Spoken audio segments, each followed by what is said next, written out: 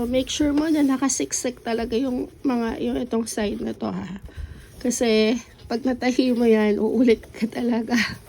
So, ayan.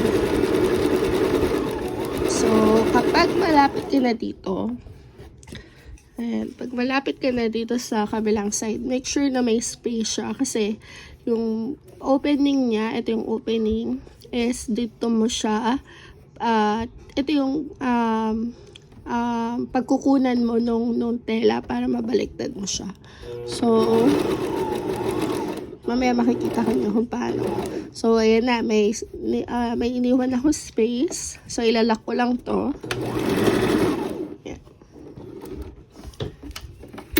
And then,